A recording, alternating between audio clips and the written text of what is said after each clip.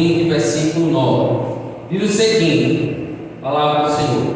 Então ele começou a falar ao povo esta parábola. Certo homem plantou uma vinha e arrendou-a a uns lavradores, e foi para uma terra distante por muito tempo. E no devido tempo enviou um servo aos lavradores para que lhe dessem dos frutos da vinha. Mas os lavradores espancaram-no, mandaram-no embora vazio. E novamente ele enviou outro servo, e eles também o espancaram, e o insultaram, e o mandaram embora vazio. Ele enviou novamente um terceiro, e eles também feriram a este e o expulsaram. Então disse o Senhor da vinha: o que eu farei? Recebam a pergunta: o que eu farei? Enviarei o meu filho amado. Talvez vendo o respeito, mas vendo os lavradores, eles arrazoaram entre si, dizendo: este é o herdeiro, vinde, matemo-lo para que a herança seja nossa. Assim eles lançaram-no fora da vinha e o mataram. O que lhes fará, pois, o Senhor da vinha? Ele virá e destruirá esses lavradores e dará a vinha a outro. E ouvindo eles isso, disseram: Deus o proíba. E ele, observando-os, disse: então, o que é isso que está escrito? A pedra que os edificadores, que os construtores de outras versões rejeitaram, essa se tornou a cabeça do ângulo ou a pedra angular.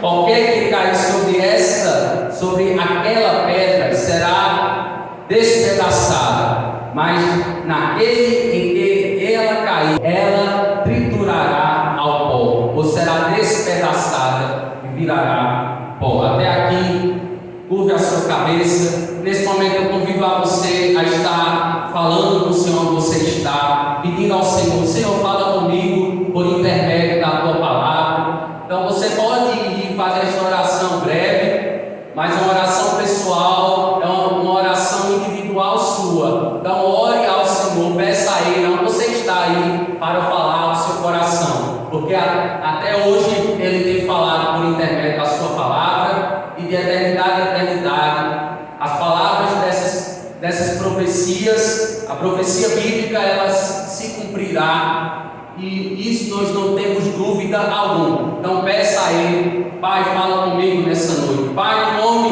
do Teu Filho amado Jesus Cristo, ó Deus, nós vamos para a Tua palavra com o coração aberto, com o coração desejoso, ó Deus, de reter a Tua palavra, guardar no nosso coração, para que a gente não venha nos desviar de Ti, para que nós não venhamos pecar contra Ti, mas que o nosso coração seja uma fonte transbordante das Tuas palavras, seja uma fonte, ó Deus, que de fato vai, ó Deus, ao Teu encontro e nos dá vida abundante nessa dimensão terrena, e que nos prepara para gozarmos e servirmos a Ti na eternidade. Estamos diante da Tua palavra, ó Deus, entendemos que ela é o poder de Deus para a salvação de todo aquele que crê, e repreendemos toda outra presença que não seja a presença do Teu Santo Espírito neste lugar, causando distração, causando incredulidade,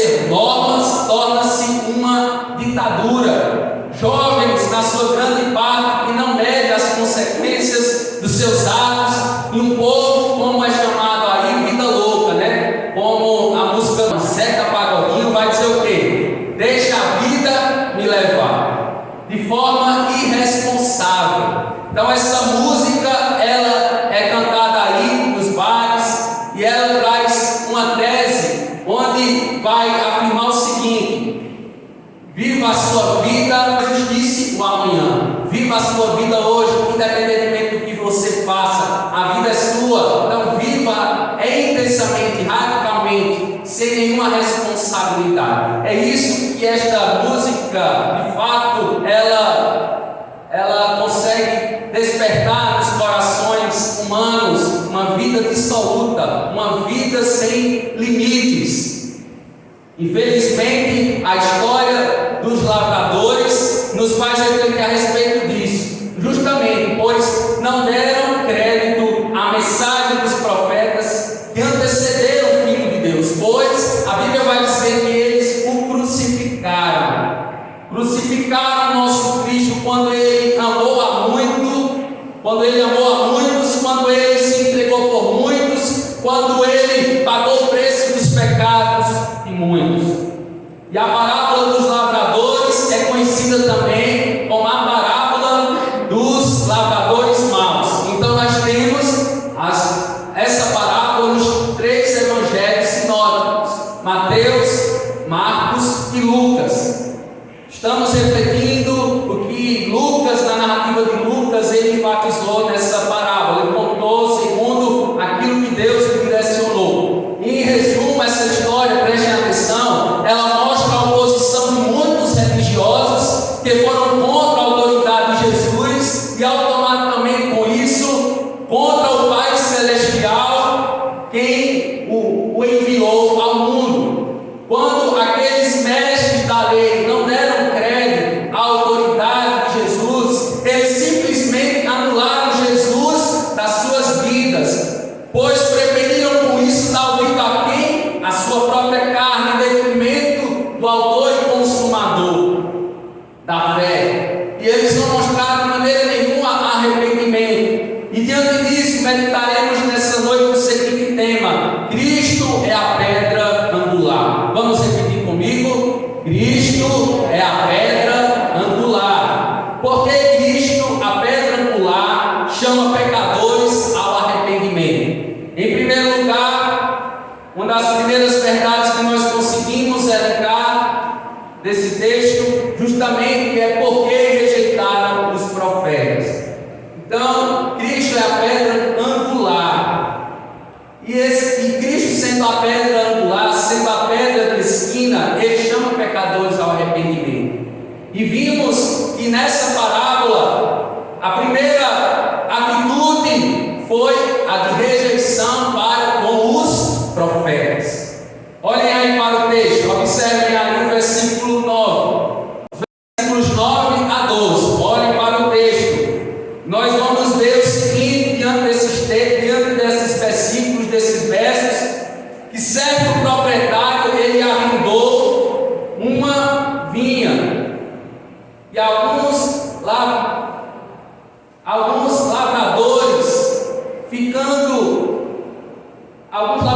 melhor dizendo, e ele ficando ausente por muito tempo, viajando para uma terra distante. Então, existia um dono de uma vinha, e ele, por um período de tempo, ele ficou ausente, ele viajou, e ele arrendou a sua vinha a alguns lavradores.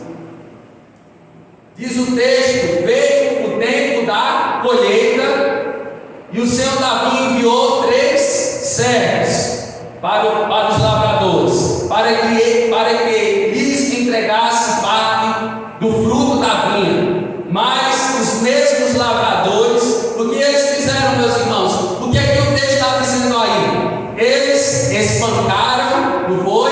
Os servos. Eles fizeram o que também com os servos? Eles os feriram. Em outras palavras, eles rejeitaram aqueles servos.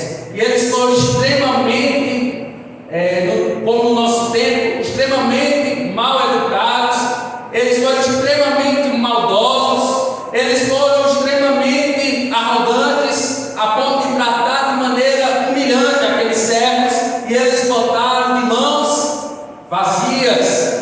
E precisamos inicialmente escrever os personagens principais dessa parábola.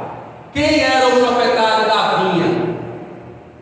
Quem era o dono da vinha descrito aqui nesta parábola? A resposta, o próprio Deus, que arrendou a vinha que foi a bênção salvífica ou a bênção da salvação dos judeus, de ser o povo escolhido por Deus, pelo Senhor. E os lavradores mal seriam quem, meus amados? Os líderes judeus. E os servos foram os profetas do Antigo Testamento, rejeitados pelos mestres da lei. Pois bem, Jesus conta essa parábola para ensinar aos seus discípulos, prestem atenção, em primeiro lugar, a paciência de Deus, ou seja, a sua longanimidade para com o seu povo. Então, em primeira instância, ele ensina a respeito de fato dessa virtude do nosso Deus, que é a sua paciência, em enviar profetas para alertarem e denunciarem os pecados do seu povo, bem como para que proclamassem as verdades contidas na sua lei. Pensando em nossos dias, muitos têm rejeitado aqueles que pregam o Evangelho de forma genuína, de forma pura, de forma simples. Muitos têm rejeitado, como rejeitaram os profetas no Antigo Testamento, os arautos da atualidade. Vamos pensar hoje, como é que está o cenário dos arautos da nossa atualidade, da pós-modernidade. Percebemos que nós vivemos num mundo pós-cristão, num mundo que agora vive contra os valores do cristianismo, contra os valores que nós herdamos, judaico-cristãos. Nós vivemos nessa contemporaneidade, nós vivemos no mundo agora distante de Deus, e esses arautos da atualidade, que tem o dom da profecia, da palavra do conhecimento, os profetas do século 21, que pregam a sã doutrina com fidelidade e zelo ao Senhor. Infelizmente, tais profetas do século 21 estão em extinção. A cada dia observamos um declínio, a cada dia observamos uma queda, algo assustador que está acontecendo no nosso país, a nível de nação, e o caos, a crise religiosa, a crise da pregação fiel às Sagradas Escrituras. Nós estamos neste cenário. Como aqueles servos que eram profetas, eles estavam no cenário onde eles pregavam, onde eles advertiam o povo, eles denunciavam o pecado do povo, mas o povo não fazia nenhuma questão de ouvi-los e de atentar para a palavra de Deus, que Deus utilizava a boca daqueles a quem ele revelou a sua vontade, a quem ele instruiu e incumbiu para pregar. Mas nós percebam, mas pela graça de Deus, alguns têm sido preservados nessa geração pós-cristã. Há um remanescente fiel, é o que eu quero dizer, que Deus, ele preserva uma parcela desses homens, dessas mulheres, que não decidiram se dobrar o que dá certo, em detrimento do que é certo. Irmãos, é triste o cenário. O que dá certo é o que está em evidência hoje em dia. Muitos entraram pela porta larga do entretenimento, do misticismo, da macumba gospel. Infelizmente não há outro nome para se chamar ou se autodenominar, é macumba gospel. Alguns podem rir, né? A gente ri para não Vamos lá? Para não lamentar, para não chorar. É interessante a gente rir para não chorar, mas que nós venhamos prantear. É tempo de chorar, não é tempo de rir, não é tempo de achar alguma coisa alegre no meio de tudo isso, mas é tempo de nós prantearmos. A pergunta é: mas será que nessas igrejas tem havido conversões genuínas? Quem pode julgar essas igrejas? Somente o Senhor Deus. Amém? Diga amém, Luiz. Amém. Só Ele tem o poder de julgar. Ele os julgará. Cada um prestará conta de si mesmo a Deus. Nós não prestamos conta da nossa vida espiritual, por exemplo, ao nosso pai, à nossa mãe, ao nosso cônjuge, ao nosso filho, não. Cada um prestará contas de si a Deus, das suas boas e das suas más obras. Voltando à pergunta também, nessa noite, que nós devemos fazer diante dessa verdade a qual nós estamos refletindo: será que a igreja de nossos dias não tem sido influenciada? Será que nós não temos ido na onda? Será que a gente tem entrado vivíamos na contramão, mas adentramos essa onda? Será que a gente não está se enveredando pelo mesmo caminho? Essa é a pergunta que não quer calar, para que nós reflitamos de forma pessoal com Deus. Eu quero te dizer, ainda hoje, o que importa é nós continuarmos pregando, amém? O que é o certo de Deus para uma sociedade caída, para uma sociedade que está no lamaçal do engano, do pecado. Irmãos, a igreja não é influenciada por ninguém, não é a cultura, não é a moda o que determina como a igreja deve andar. Mas será que de fato isso tem ocorrido na igreja? Ou será que ela tem se corrompido com a cultura, com a moda? E a cultura e a moda têm determinado as nossas vidas. Nós devemos refletir nisso. Nós devemos tomar nota e que nós venhamos fazer um autoexame de nós mesmos. Pelo contrário, à luz das Escrituras, é a igreja que determina o padrão de conduta da sociedade. Pelo menos é o que se espera, não é? Que a igreja ela seja o padrão, que a igreja ela mostre o critério, o padrão de Deus para o homem perdido, não o contrário. Que a gente não viva em oposição a isso, mas que a gente viva mostrando o padrão de Deus para os homens. Pois bem, meus amados irmãos, Jesus disse: se o sal perder a sua salinidade, não presta mais para nada, senão para ser jogado fora e pisado pelos homens. E mais, é a igreja que é a possuidora da verdade. Me escute isso mesmo que você está ouvindo. A igreja ela é a detentora da verdade. Se não, ela é a detentora da verdade, como falei, ela é a possuidora da verdade. A verdade sobre, por exemplo, sobre o casamento. Ela é a detentora e possuidora da verdade sobre a criação dos filhos. Você não deve terceirizar a educação dos seus filhos, por exemplo, para o Estado. O Estado não tem nenhuma responsabilidade para com a vida do seu filho. Você é responsável pela educação do seu filho. Não terceirize a educação para o Estado. Citei apenas dois exemplos: o casamento e a criação de filhos. Um outro assunto é o aborto. Escuto pessoas dizerem: pastor, é uma questão relativa, o aborto, é uma questão de ponto de vista, você tem o seu ponto de vista, eu tenho o meu ponto de vista.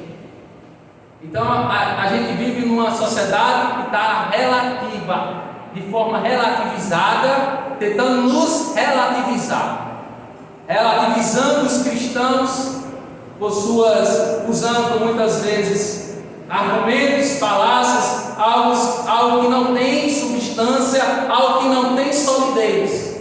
E muitas vezes nós escutamos esses argumentos e não refutamos na hora, muitas vezes não queremos perder a amizade, não queremos ficar mal com o nosso amigo. Não é isso que Deus tem para nós. Nós devemos sempre responder a razão da nossa esperança, a razão da nossa fé, como Pedro ele nos instrui na sua segunda carta, salvo engano. Então, meus amados, nós devemos continuar pregando este evangelho, a tempo e a fora do tempo. Em relação aí ao aborto, a resposta é uma resposta errada, né? Dizer que depende do ponto de vista. A resposta sempre é errada.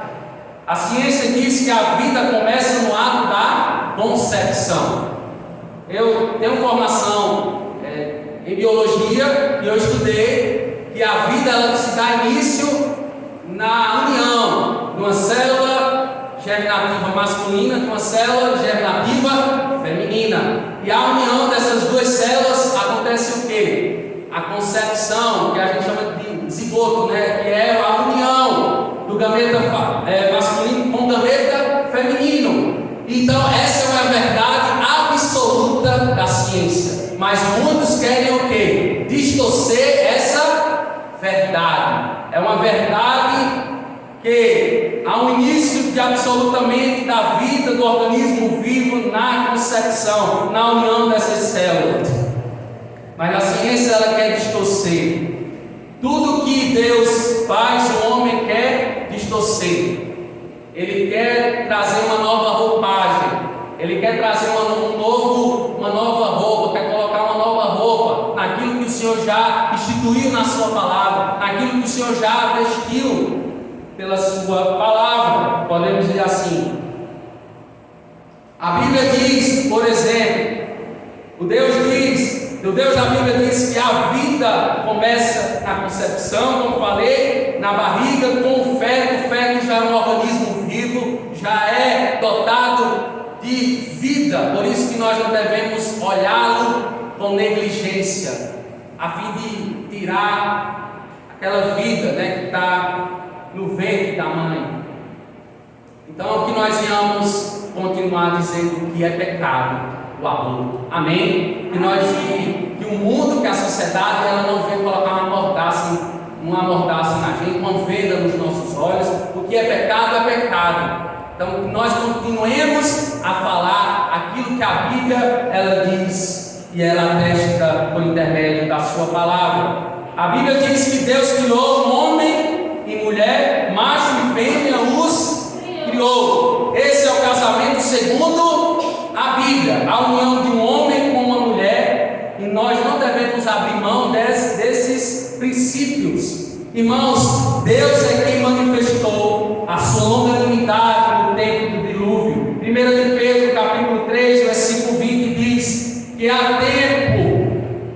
há muito tempo desobedeceram, quando Deus esperava pacientemente nos dias de Noé, enquanto a arca era construída. Nela apenas algumas pessoas, a saber, 8 foram salvas por meio da água. Deus tem misericórdia de quem Ele quer ter misericórdia. Deus, Ele se compadece daqueles que Ele, por sua graça, quer alcançar, por sua graça, quer salvar, tanto físico como espiritualmente. É o mesmo Deus que manifestou a sua paciência com o povo de Israel, que manifestou a sua paciência com a sua igreja, por exemplo, com um crente, um pé na igreja e um pé no mundo, que utiliza muitas vezes a graça para pecar. Cuidado, como diz o apóstolo João em Apocalipse capítulo 22, versículo 11: continue o imundo na sua imundícia,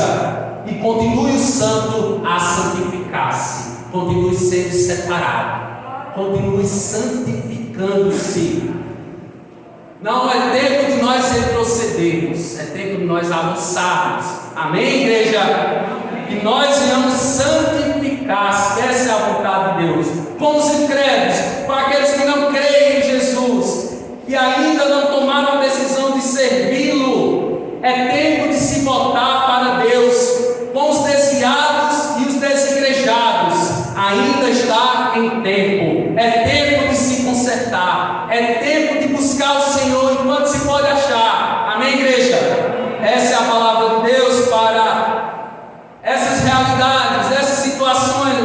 quais eu coloquei diante daquilo que o Senhor tem a nos dizer por intermédio dessa parábola. Cristo é a pedra angular. Por que Cristo, a pedra angular, chama pecadores ao arrependimento? Em primeiro lugar, vimos porque eles rejeitaram quem, igreja? Eles rejeitaram quem? Vamos lá, vamos recordar. Eles rejeitaram os profetas. Em segundo lugar, eles rejeitaram a quem? Eles rejeitaram o Filho de Deus. E mais, mataram o Filho de Deus. A primeira vez que escutamos a Bíblia falando acerca desse título, o Filho de Deus, é em Mateus capítulo 28, versículo 28. E por meio dos demônios, do processo de Gadara, do Gadareno, foi a primeira vez que esse título Filho de Deus apareceu nas Sagradas Escrituras. E quem que estava ensinando? Um demônio ensinando, revelando a respeito do Filho de Deus. É interessante, A chamada legião, eles eram chamados de legião. Era uma legião inteligente, porque conhecia, a Jesus. E muitos hoje, crentes em Cristo Jesus, não conhecem a palavra de Deus. Mas os demônios creem, que a Bíblia diz que eles estremecem, eles temem, não com um temor do conhecimento, mas entendendo qual é o fim deles, o fim de todo principado, de toda potestade, de governador da maldade, é de fato a condenação. Pois bem, incrível esse sermão que os demônios pregaram acerca de Jesus. Foi algo extraordinário que eles revelaram de Jesus naquela oportunidade. Os demônios gritaram no versículo 29, parte B: que queres conosco, Jesus, Filho de Deus? Irmãos, mesmo assim aqueles lavradores maus tiveram a arrogância de quê? De matar o Filho de Deus. Jesus não era qualquer profeta do Antigo Testamento que eles espancaram, que eles prenderam, que eles feriram. Os demônios sabiam da divindade de Jesus. Em nenhum momento ele deixou de ser divino, mesmo diante da cruz. O Filho de Deus é distinto de qualquer pessoa da face da terra. Todos os outros deuses que os seres humanos eles levantam para adorar, levantam para venerar, estão mortos numa tumba fria e vazia. A exemplo, Buda, Maomé, Allan Kardec, Ellen White, Confúcio e Maria. Somente Jesus morreu e ao terceiro dia ele ressuscitou. Somente ele. Agora olhemos para o texto, os versículos 13 e 14. Prestem atenção. Então o proprietário da vinha disse: que farei? Ele perguntou: o que eu farei? Mandarei meu filho amado, quem sabe o respeitarão. Mas quando os lavradores o viram, combinaram entre si, dizendo que, igreja, este é o herdeiro, vamos matá-lo e a herança será nossa. Vimos no ponto 1 da mensagem que Jesus ensinou acerca da misericórdia de Deus. Em um segundo ensinamento que conseguimos destacar através dos versículos 13 e 14, é justamente a ira de Deus, é justamente o castigo e a punição do Senhor Deus. Ou seja, essa parábola mostra que é errado nós enfatizarmos o amor de Deus e nós esquecermos de mencionar a sua justiça, falando acerca da sua santidade e retidão. Eu quero te dizer que o amor de Deus, ele anda de mãos dadas com a justiça de Deus. Elas andam em parceria, elas andam juntas, associadas. O amor e a justiça de Deus, eles andam, esses dois atributos, eles concorrem juntos. E uma pergunta para nós perguntarmos nessa noite, para nós refletirmos nessa noite, o proprietário da vinha enviou quem dessa vez, meus amados irmãos? A quem o proprietário, aquele dono, aquele senhor daquela vinha, ele enviou quem? Ele enviou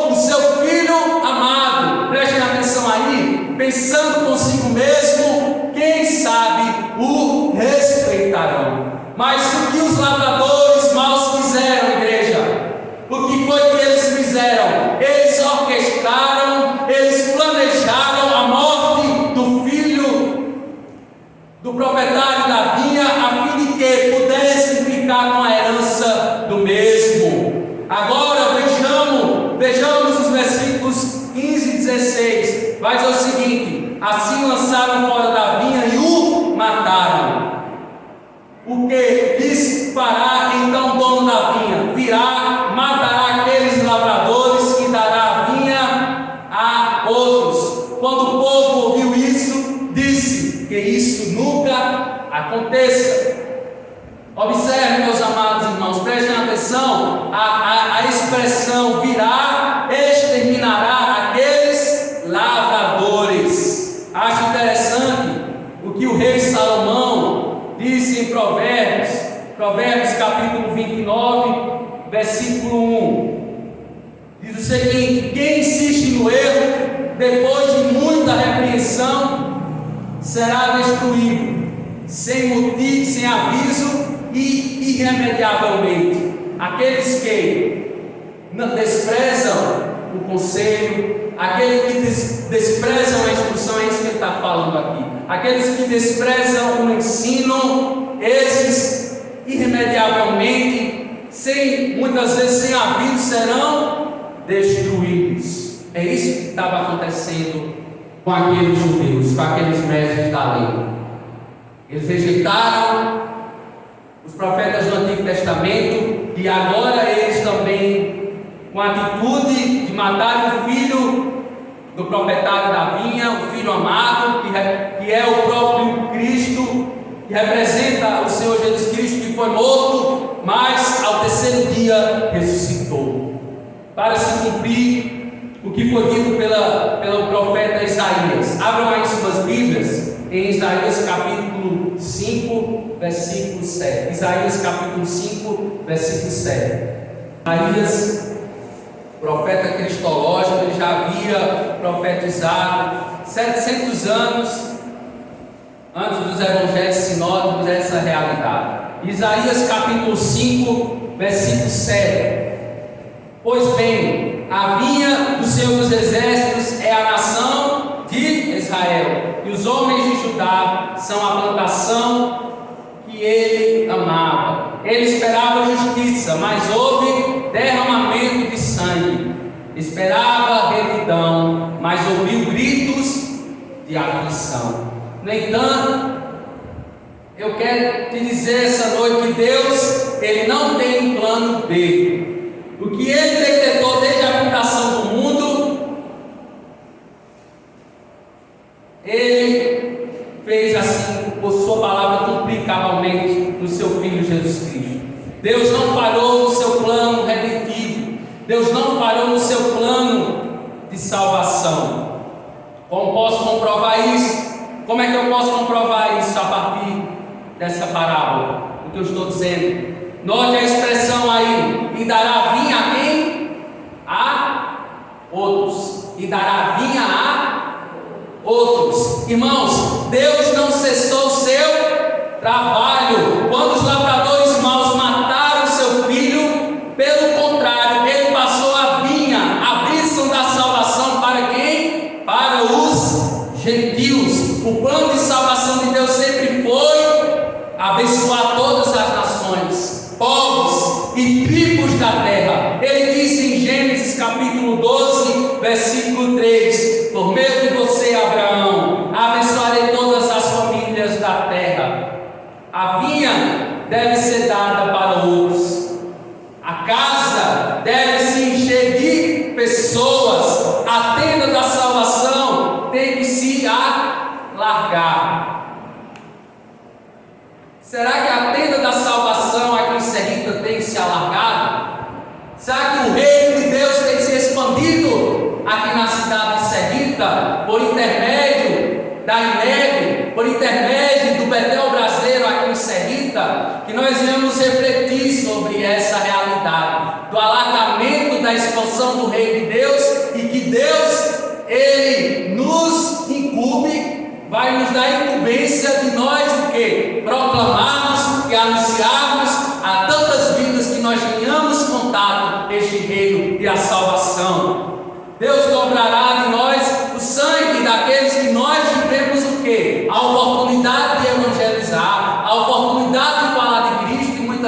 acontece conosco, a gente cerra os nossos lábios. Mas eu quero te dizer nessa noite, continue falando de Jesus, continue tendo as atitudes de Jesus. Muitas vezes não é necessário você falar absolutamente nada. O seu comportamento, o seu testemunho fará com que pessoas encontrem a Jesus na sua conduta. Amém, igreja?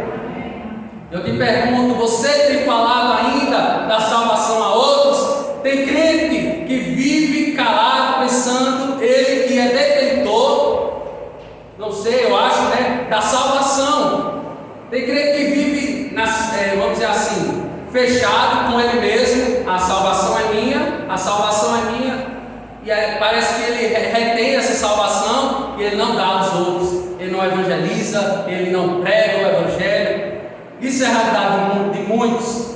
Mas, meus irmãos, que nós venhamos abrir a nossa boca, amém? Que nós venhamos falar do amor de Deus para outros. Preste atenção em Atos capítulo 13, versículo 46. Certa feita, os judeus, quando viram a multidão, ficaram cheios de quê? De inveja, e falaram contra Paulo e Barnabé. Então Paulo e Barnabé, disse Atos 13, 46, então Paulo e Barnabé lhes responderam corajosamente: era necessário anunciar primeiro a vocês a palavra de Deus, uma vez que a rejeitam e não julgam dignos de vida eterna. Agora nos voltamos, melhor dizendo, para os gentios. Infelizmente, enquanto eu prego esse sermão, almas têm ido para o inferno. Isso é lamentável dizer, mas é uma realidade. Almas estão descendo ao inferno como rico, estão com sede. Muitos estão sentindo o que o rico sentiu. Manda Lázaro molhar a ponta do dedo e botar na minha língua, porque me acho atormentado nessa situação. A sede do inferno. Tenho sede. Perceba o que eu estou dizendo aqui. Muitos estão com sede. Muitos já estão sendo atormentados no inferno. Se existe o céu, existe o inferno. Os pregadores da contemporânea, da pós-modernidade, eles não gostam de pregar sobre a realidade do inferno, sobre a realidade do céu, mas é uma realidade verídica, é atestada, é asseverada, tem um crivo, melhor dizendo, das Sagradas Escrituras, essas doutrinas. Então nós devemos continuar pregando, porque nós fomos o que? Escolhidos. A doutrina da eleição é uma doutrina, meu amado irmão, que ela nos incentiva. A doutrina da eleição, ela deve nos encorajar a pregar. Por justamente nós não sabemos quem serão os eleitos, nós devemos pregar a todos, sem fazer distinção, rico, pobre, não importa a classe social, não importa a cor da pele, não importa, meu irmão, pregue a todos que você tem o contato, a todos que você tem a oportunidade de falar de Jesus. Isaías ouviu a voz do Senhor, Isaías 6,8, conclamando: quem enviarei? Quem irá por nós? E o profeta respondeu com prontidão: eis-me aqui, envia-me. Quem aqui está disposto para falar dessa salvação? Amém, amém, igreja? Pois então fale, não se cale. Os versos 17 e 18 diz o seguinte: Jesus olhou fixamente para eles e perguntou: então, qual é o significado do que está escrito? A pedra que os construtores rejeitaram tornou-se a pedra angular. Tudo que cair sobre esta pedra será o que, igreja? Despedaçado. E aquele sobre quem ela cair será reduzido a pó. Jesus aqui ele vai citar o Salmo 118, versículo 22, ao falar que ele seria rejeitado e morto, mas também aponta para a sua ressurreição. Glórias a Deus por isso. Martinho Lutero disse: da igreja o fundamento é Cristo, o Salvador. Em seu poder descansa e é forte, seu amor. A pedra que Jesus cita aqui ilustra duas situações: que o indivíduo pode tropeçar sobre ela, não é verdade? E que esse mesmo indivíduo ele pode ser esmagado por ela. Irmãos, todos que rejeitam a Cristo irão sentir a severa ira de Deus e os tormentos do inferno. Mas aqueles que confessam os seus pecados e os deixam, o que é que a Bíblia diz? Vamos lá? Vamos ouvir. Alcançarão misericórdia, alcançarão a compaixão e a piedade de Deus, porque direcionaram a sua fé no Autor da vida, no Senhor Jesus Cristo. Então nós somos aqueles que afirmam, aqueles que pregam a Cristo, aqueles que de fato observamos que o pecado jaz no maligno. Pelo pecado, o pecado nos trouxe separação de Deus outrora no passado, mas Jesus pagou o preço pelos nossos pecados. Por isso nós estamos aqui honrando Ele, vivendo uma vida em separação, em novidade de vida, santificando. E para concluir, eu quero afirmar algo que eu li esta manhã de domingo, de um pastor batista do século 17.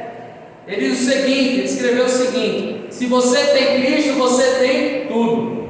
Mas se você perdê-lo, perde tudo. Você perderá as esperanças, os consolos e todos os seus deveres. Sim, você perderá Deus, o céu e a alma e tudo mais. Não importa o que você tem, nenhum dom, dever, reforma, qualificação ou qualquer outra coisa vai fazer você feliz sem Cristo. Portanto, certifique-se hoje, não deixe para amanhã, mas é para você certificar-se hoje. Se você tem Cristo, Cristo é tudo que você tem, é Cristo, Cristo em vós, esperança da glória. Nesse momento.